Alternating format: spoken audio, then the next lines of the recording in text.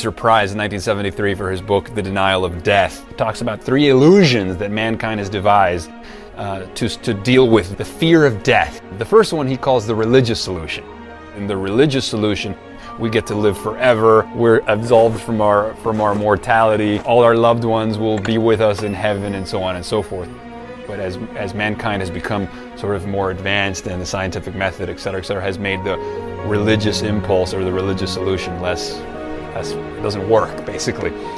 Then he talks about the romantic solution, which is where we deify our lovers. We make them our saviors, right? But inevitably, when our lovers reveal their clay feet, we are reminded of our own frailties and of our own mortalities, and that's why relationships ultimately fail. And then the third solution to the problem of death, according to Becker, is the creative solution. The creative solution, of course, has to do with creating transcendent work, creating transcendent art, something that will live on beyond you, right? The statue, the legacy, the transcendent music, transcendent architecture, et cetera, et cetera. And this is probably the noblest endeavor that we can undertake. The creative solution at least leaves something of value, even though it's ultimately not a solution to the death problem. You're still ultimately food for worms, you know.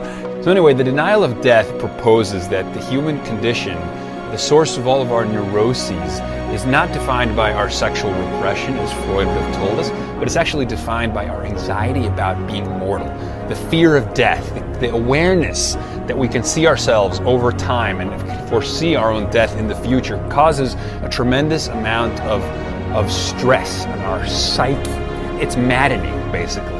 And the only answer to that is, to live a lie. And what happens if, after those 3 solutions to the problem of death that Ernest Becker talks about, there's this 4th solution, which is like technology and creativity to actually transcend our boundaries, not metaphorically, but for real. What an epiphany that is.